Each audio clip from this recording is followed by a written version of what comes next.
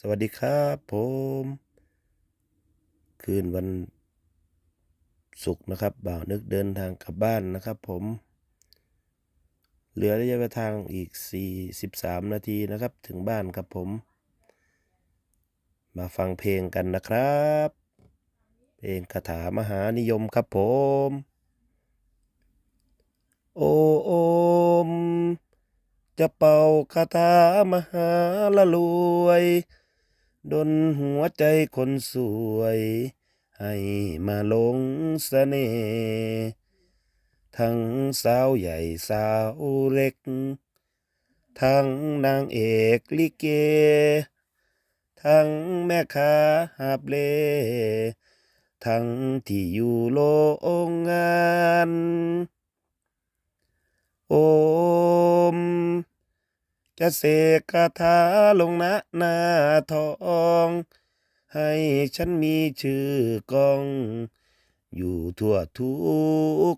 มุมบ้านอย่าให้ต้องอกหัก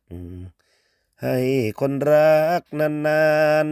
ๆเป็นขวัญใจชาวบ้านทั่วถิ่นฐานเมืองไทยภาวนาท่องคาถาทั้งปีพบคนใจดี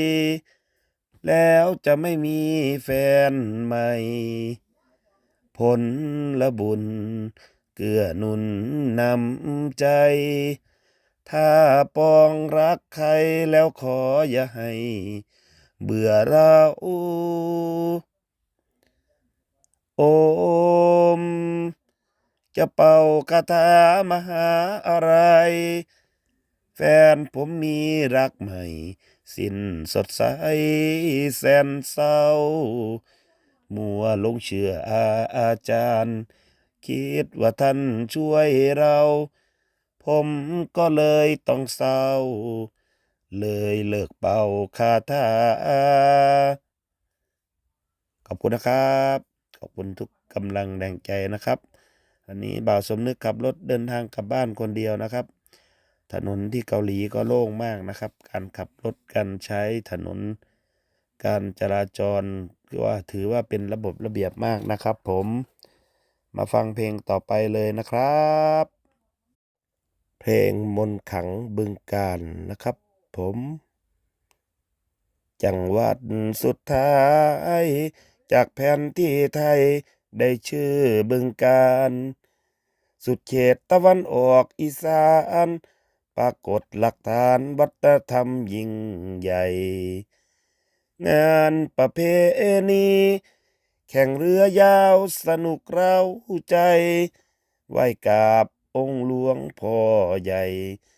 ศรัทธาทั่วไปยิ่งใหญ่ไพศาลผู้ทอคุณเขามีไว้ให้เราได้ลื่นลมผู้คนต่างก็นิยมเที่ยวชมบันได7 ชั้นล่ำลือเล่าขานไว้เป็นตำนานว่าอัศจรรย์หากใครขึ้นได้7 ชั้นเรื่องร้ายภัยผ่านนั้นต้องจางหา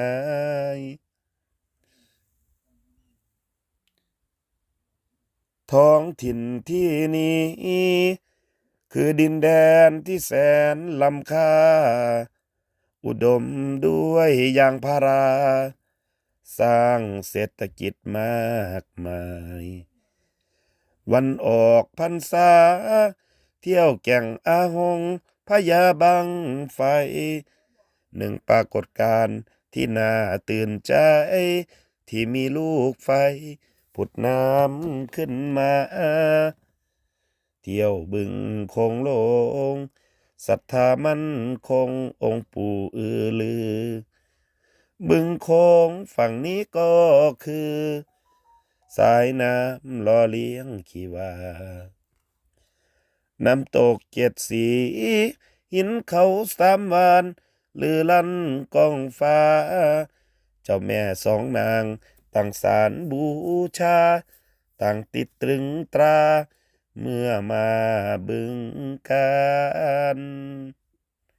ขอบคุณนะครับทุกกำลังใจนะครับผม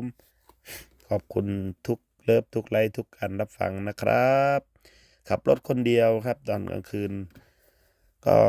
ร้องเพลงเป็นเพื่อนแก้เหงาให้กับตัวเองนะครับผมพูดคุยทักทายกับเพื่อนๆนะครับมาฟังเพลงต่อไปเลยนะครับเพลงต่อไปเพลงคิดฮอดทุกคนนะครับน้องนิดอุดรน้องพรขอนแก่นอุบลน้องแนนสาวแอนคนกาลสินธุ์เมืองเลยน้องเอิญอำนาจเจริญน้องพิน101คนชื่อกฐินน้องนารินอยู่มุกดาหารสาวน้ำสกลสาวมนน้องคายสารคามน้องอายสาววิไลเป็นคนบึงกาฬโคราชน้องสมนครพนมน้องตาลชัยภูมิน้องแอคนนั้นสาวอัน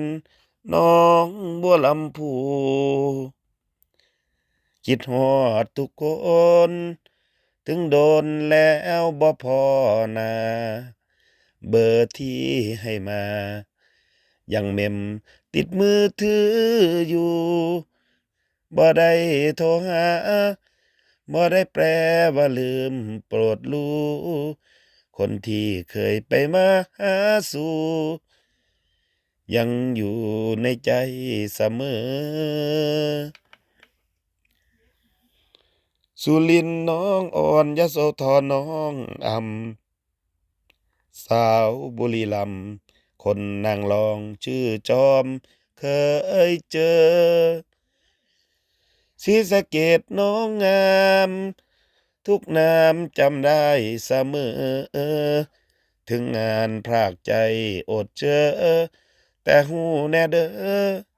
คิดฮอดทุกคนคิดฮอดทุกคนถึงโดนแล้วบ่พอนาเบอร์ที่ให้มายังเมมติดมือถืออยู่บ่ได้โทรหาบ่ได้แปลว่าลืมโปรดรู้คนที่เคยไปมาหาสู่ยังอยู่ในใจเสมอ